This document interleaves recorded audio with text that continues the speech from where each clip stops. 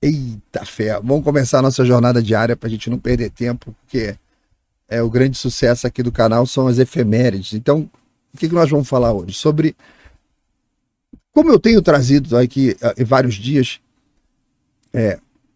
o Brasil é um povo com uma história enorme, uma história bonita, uma história que está sendo escondida da gente aí ao longo de décadas e décadas e décadas e décadas, de maneira que o brasileiro que desconhece isso tudo não se orgulha do seu povo, não se orgulha do seu passado, não tem referências, né?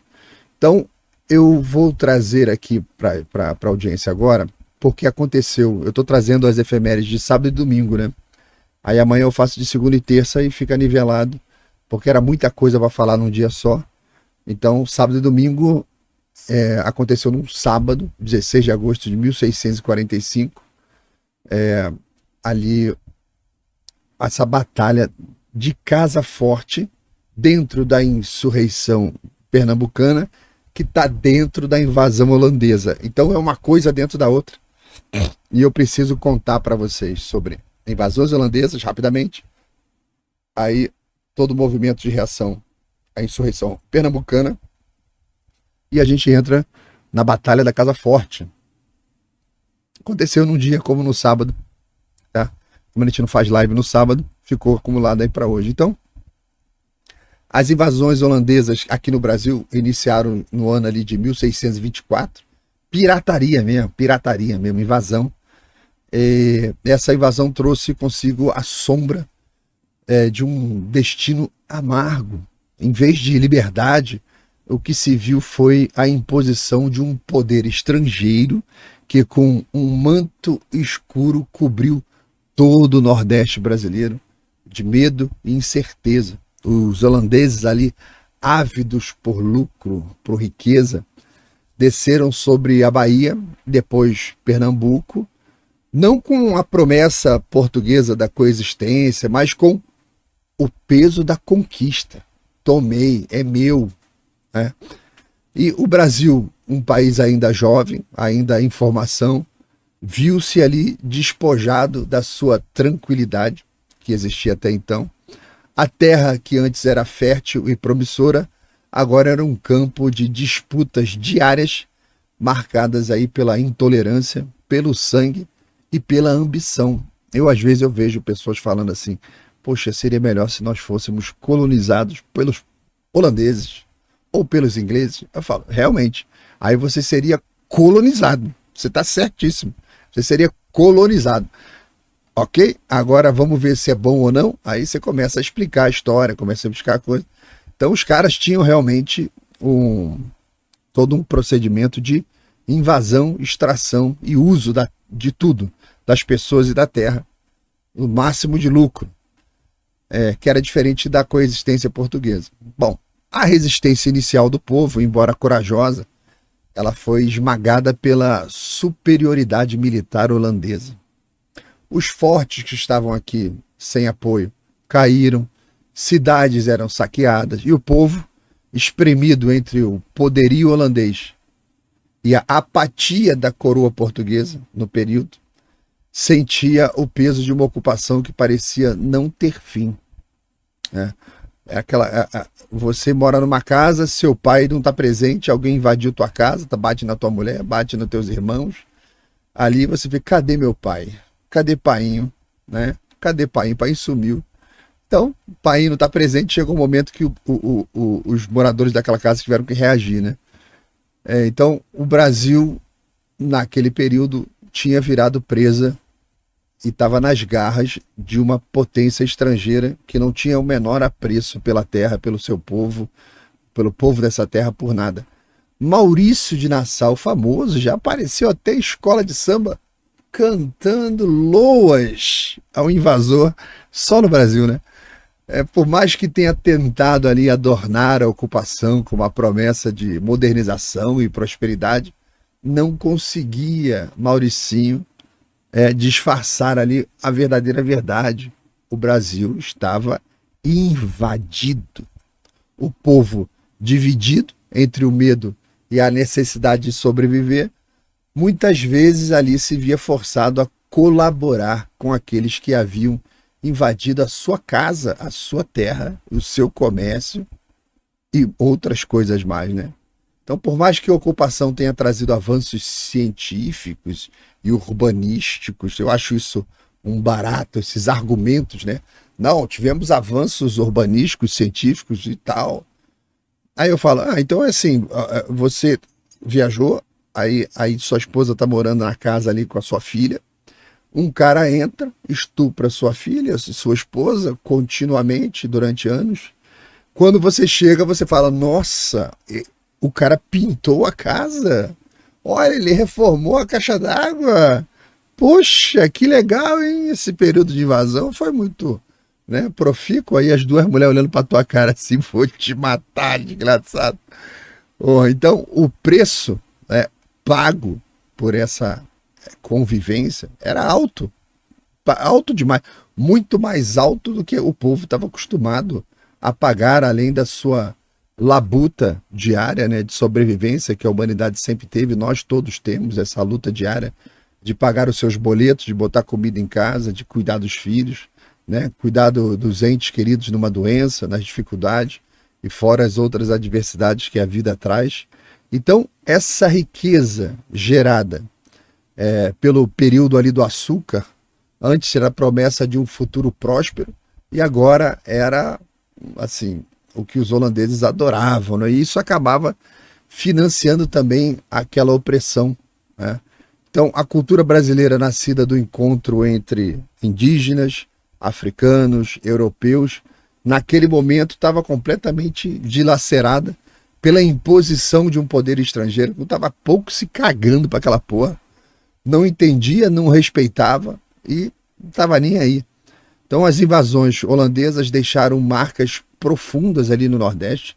Não foram apenas anos de ocupação, foram anos de desilusão de um Brasil forçado a se curvar diante de um poder que não o via como igual. Os brasileiros não eram tratados como iguais, eram inferiores, pelos holandeses. Então, é claro que você tem um caso ou outro que você vai encontrar um holandês que era um pouco mais cristão, um pouco mais gente boa, tal, mas não, companhias holandesas ocidentais, meu filho, era lucro e pé na porta.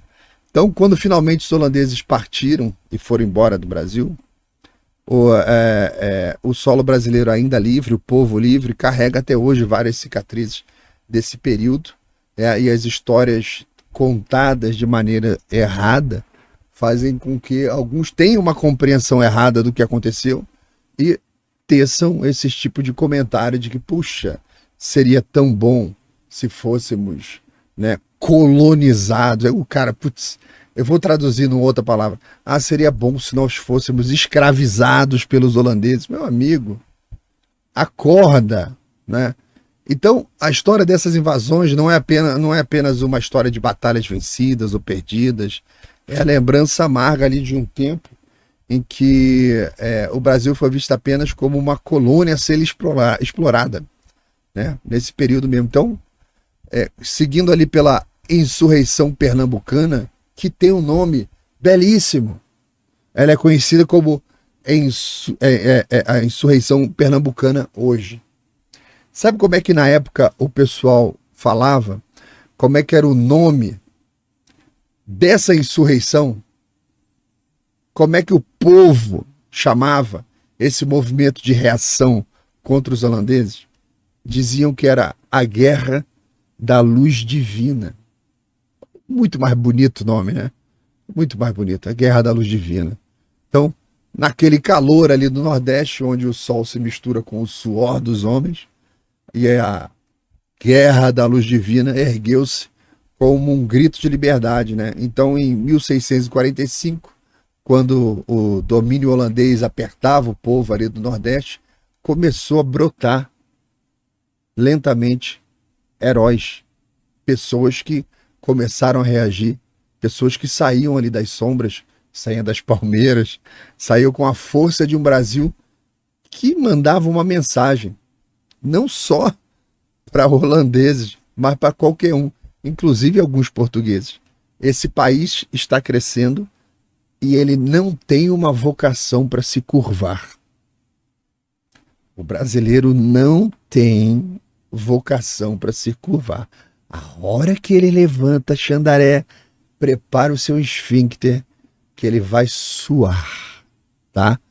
Então, liderados ali por João Fernandes Vieira, né, os pernambucanos decidiram que a terra aonde eles pisavam, aquela terra sagrada, seria banhada com seu próprio sangue, se necessário fosse, e não seria mais terra de estrangeiros, né, com as imposições todas que eles faziam. Acabou, estava surgindo ali um sentimento de nacionalidade. Tá? Tem umas polêmicas aí, mas eu não vou entrar nisso agora não, tá?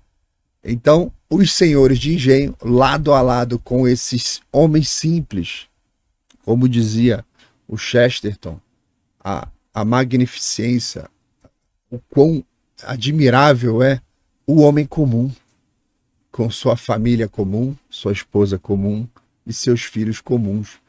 Como que esses homens são capazes de atos tão grandiosos?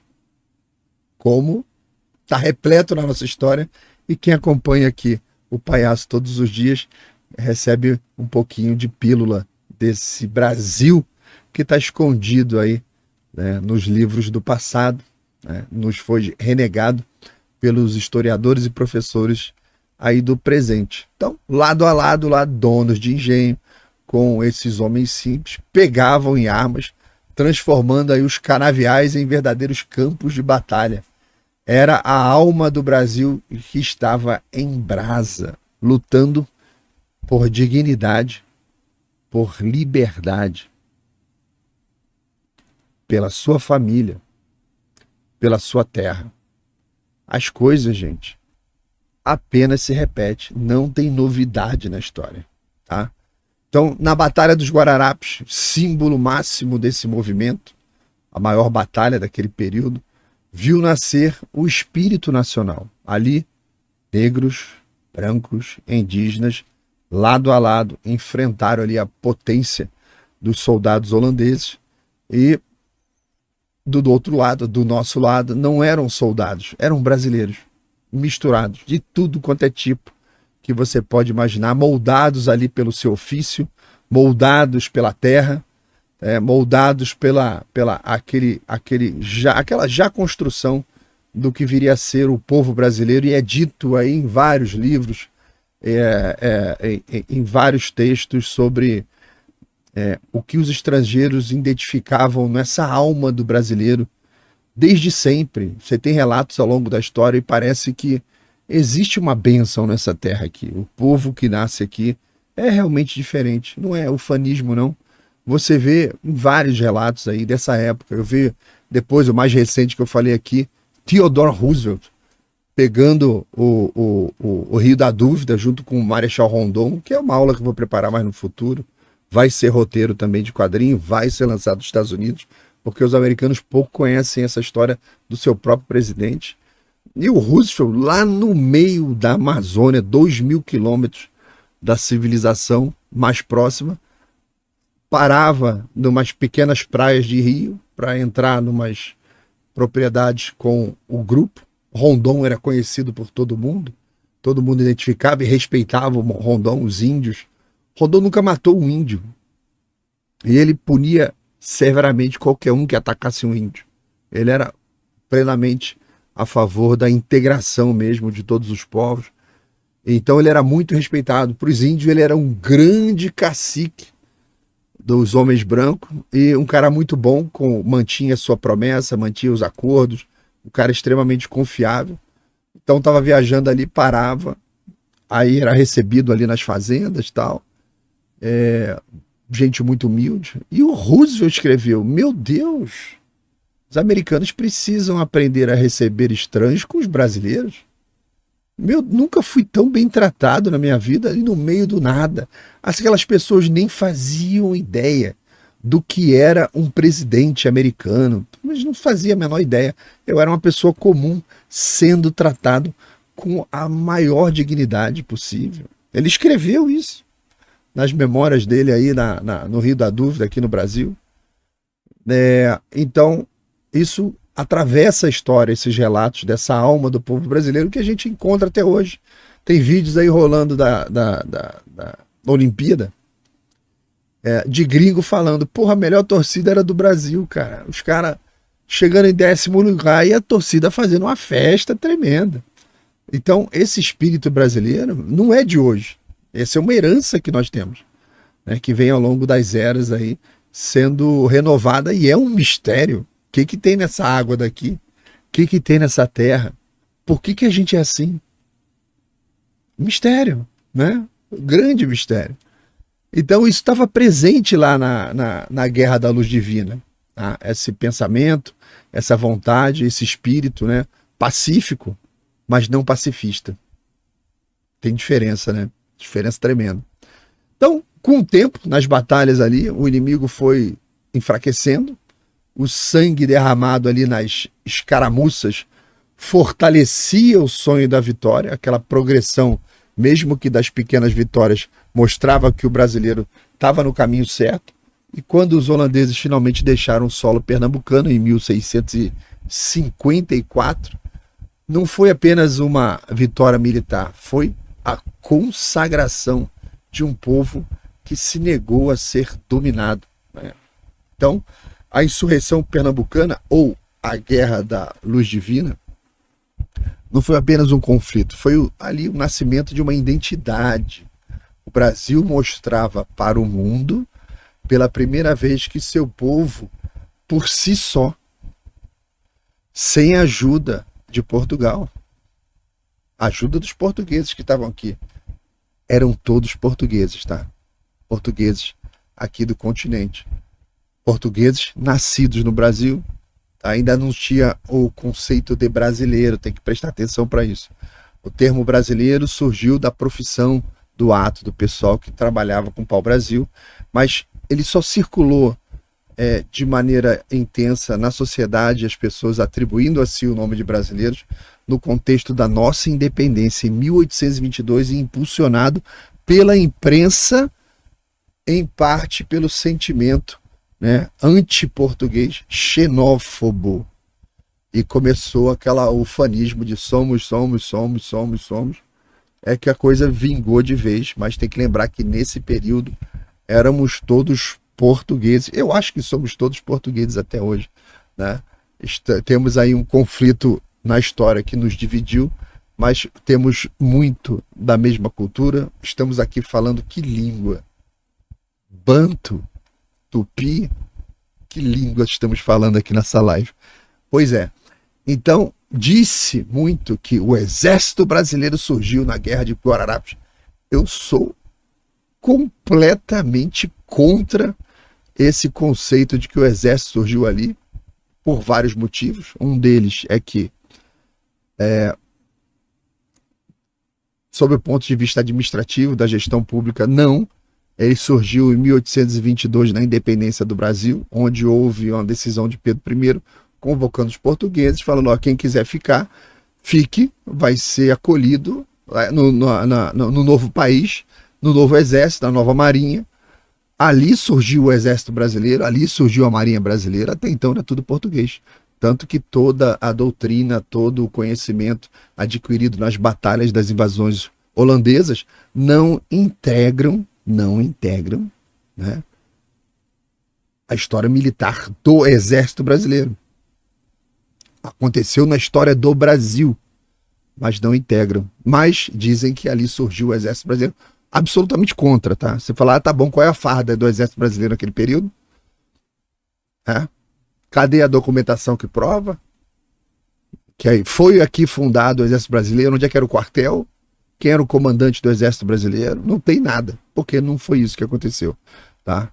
Isso eu considero um erro do próprio exército brasileiro, que tinha que um dia parar, analisar essa situação e falar assim, surgiu ali um sentimento, nacionalidade, união do povo, tal, ok, beleza, puta história do cacete, mas o exército brasileiro não surgiu ali, tá? No dia seguinte, o exército que estava lá tomando conta, fazendo segurança pública, tomando conta de território, era tudo português, que estava aqui. Depois teve reforço e tal. Então era tudo português. Então essa história de que o exército brasileiro surgiu ali em Guararapes, sou absolutamente contrário a isso, tá? Então, houve ali um surgimento de nacionalidade, movimentou o Brasil inteiro, o Brasil ali mostrando para o mundo essa capacidade dele de reação, tá? A nação começava a se formar, um espírito de identidade nacional, tá? Mas tem que lembrar que a história, a gente não pode perder aí a linha do tempo e ver que outras guerras aconteceram antes de Guararapes, depois, porque esse sentimento não tinha surgido, esse sentimento de formação do exército não surgiu nas batalhas anteriores. E foram muitas as batalhas anteriores, com participação de brasileiros, de negros, de índios, desde sempre. Se você for associar isso, pode falar, olha, então surgiu 1565, Rio de Janeiro, portugueses com os índios lutando, o nativo lutando contra os franceses. Só 1580 que chegou aí o primeiro escravo no Brasil, por volta de 1580. Tá, mas também foi a união do nativo com o elemento português expulsando o invasor. Seguindo com a história, o que aconteceu foi o seguinte: após a derrota imposta ali ao exército holandês pelos pernambucanos na Batalha de Tabocas, o nome da batalha é Tabocas, que aconteceu em agosto de 1645, vitória ali do Santo Antão, Pernambuco, a tropa Batava, que era o nome que se dava também aos holandeses, os batavos, na sua marcha de volta para Recife, acampou no engenho chamado Casa Forte, que pertencia a uma senhora chamada Ana Paz. Era bastante comum que mulheres fossem as donas de engenho, de empresas, que estavam à frente disso, com tantas batalhas, tantos sacrifícios. Era bastante comum que o homem morresse e as mulheres assumissem a liderança. Então você imagina o período das navegações, quando para cada 3 caravelas que saíam de Portugal, só uma retornava. Você imagina a quantidade de viúvas, de irmãs, sabe, de filhas sem os seus pais e por aí vai. Então Portugal, você vai ver na documentação de época, as empresas, né, o comércio, mulherada à frente tomando conta. Aí tu vai ver essas patetas de cabelo azul aí falando, não, foi o feminismo que colocou as mulheres no mercado de trabalho. Falei, filha, meu Deus do céu, você tinha que não é pro mercado de trabalho não, você tinha que voltar pro banco da escola para parar de falar merda, tá? Porque as mulheres sempre estiveram à frente dos negócios em todas as épocas. Você vai lá, 10 mil anos atrás, Göbekli Tepe, lá, não tenho dúvida que se tem um comércio lá na Turquia, o cara morreu, a família morre de fome, não, a mulher assumia a porra toda, mano. Daqui a pouco arrumava outro marido, a vida continua, pô. É a humanidade, sempre foi assim, não tem nada a ver com o feminismo, não, não vem com esses papos furados, não, tá? Então, eles estavam ali acampados ali na Casa Forte, e no dia 16 de agosto, o chefe dos holandeses, era um coronel chamado Henrique Huss, ou então Van Haus, enviou o major Carlos Blazer, com destacamento para fazer uma revista nas casas do povoado todo, ali onde residiam as famílias dos chefes revolucionários pernambucanos, né? Então eles identificaram, ó, aqui moraram uns caras que lutaram contra a gente lá na capital, aí. Ah, eles moravam aqui? Moravam aqui. Meu amigo, pode ir lá pegar e prender todo mundo. Aí foram lá, meu, prenderam as mulheres.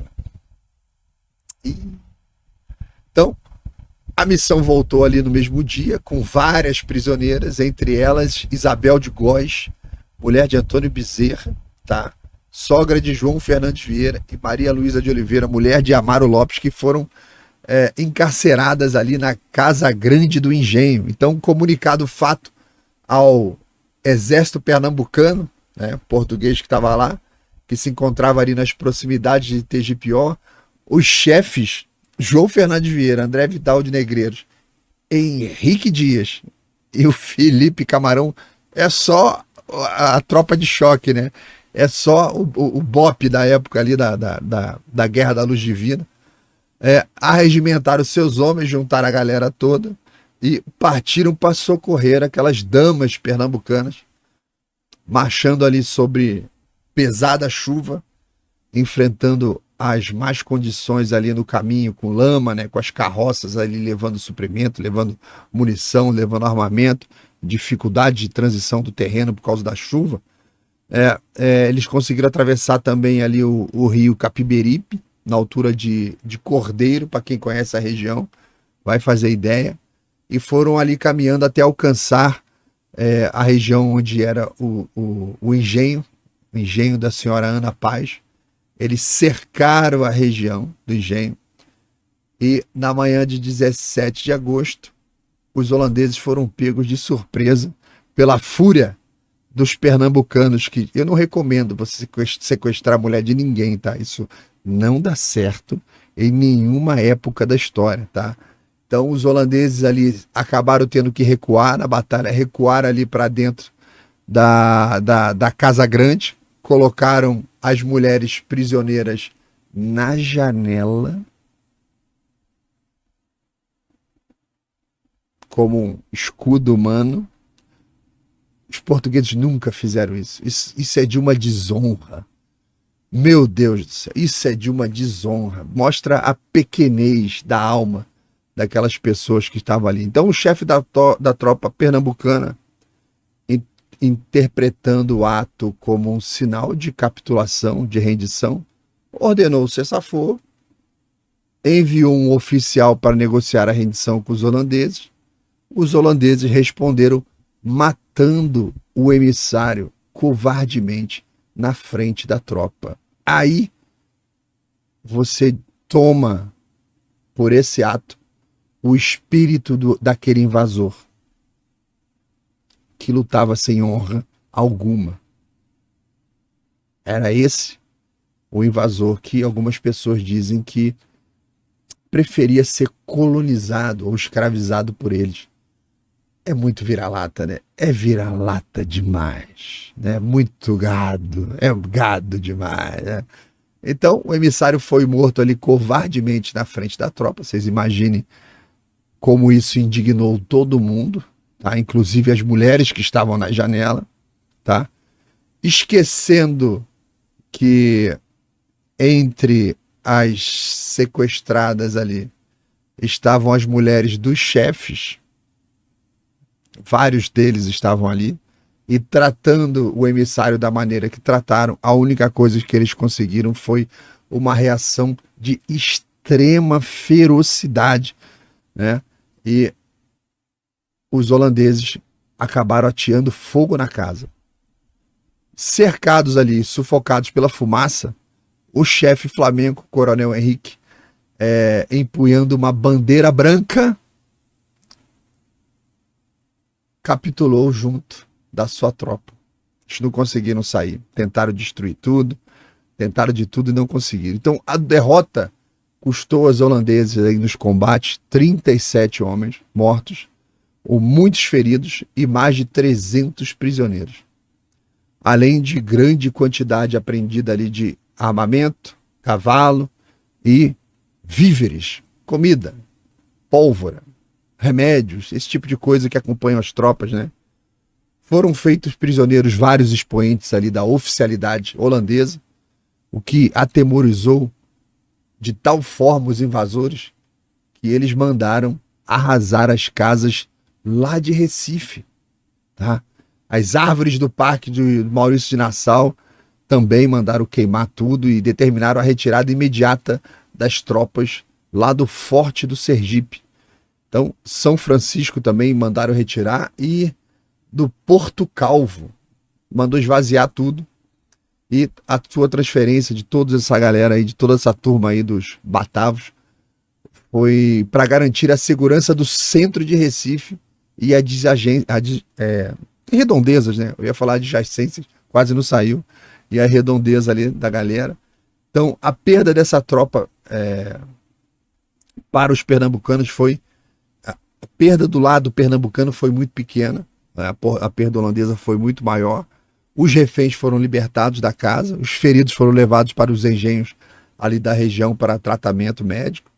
Os prisioneiros holandeses foram enviados para a Bahia e o coronel Henrique, holandês, partiu da Bahia para Portugal no dia 6 de fevereiro de 1816, tá? Chegando à Ilha Terceira, onde foi encarcerado no Castelo de São João até a sua ida para Lisboa, tendo se recusado a servir a Portugal, né? Foi enviado para a Holanda, regressou depois a Pernambuco, depois de todo esse trajeto, preso, foi para Lisboa, foi para Portugal, se acabou solto, foi parar na Holanda voltou para Pernambuco e morreu na Batalha de Guararapes. Encontrou o seu repouso final em solo brasileiro, solo tal que tanto desprezava, né? E hoje a gente caminha sobre o seu túmulo. Se fudeu. Beleza? Então essa foi a Batalha de Casa Forte, uma pequena batalha, mas como eu digo aqui todos os dias, ela por si só daria mais um filme com todo esse drama, toda essa covardia, toda a maneira como a coisa foi tratada, né? E com o final apoteótico aí da vitória brasileira e aquele elemento vingativo, tal, recebeu o perdão português, foi solto, foi pra Holanda, o cara vai e volta com aquela raiva toda. Aí você termina o filme, um cara levando-lhe um balaço no meio da testa, falou: hasta la vista, meu irmão, tchau. Beleza? Então essa aí foi nossa primeira efeméride do dia, tá? Tinha algumas imagens para mostrar para vocês aqui de batalhas que aconteceram ali no contexto da Guerra da Luz Divina, grandes batalhas memoráveis, cara, tudo isso estava filme. É impressionante como que a nossa historiografia televisiva despreza. Eu não sei se é muito complexo para eles, se é muito complicado, se é mais fácil filmar putaria, né? Que cada um tem que saber também que ninguém pode dar o que não tem, né? Pedir pro cara fazer um negócio de altíssimo valor histórico, mas o cara não sabe, né? Só putaria mesmo. Aqui tem um mapa mostrando a ocupação holandesa dentro do Nordeste, qual foi a região, tá vendo? Uma região enorme, o nome que eles davam para cada pedacinho e tal. Então, foi grande a ocupação. Tá vendo aí naquela pontinha no Nordeste? Enorme. Embaixo ali tem o nome em holandês de cada região, né? Cada uma das capitanias invadidas. Deixa eu ver se tem mais alguma imagem aqui para mostrar para vocês. Tenho aqui, ó. Olha aqui a imagem. Esse aqui é o Henrique Dias, quadro pintado na época lá. Grande Henrique Dias. É mais um cara que sozinho dá para contar uma história inteira do cara. E o Camarão, Felipe Camarão. Eu já vi aí, ó, o índio de banho tomado, bonitinho, porra. Isso aqui ficou muito maneiro, esse quadrinho aí do Felipe. E aí, família querida, você que chegou aqui, muito obrigado por assistir o vídeo até aqui, obrigado por ter visto aí a notícia. Gostou do comentário? Achou que faz sentido?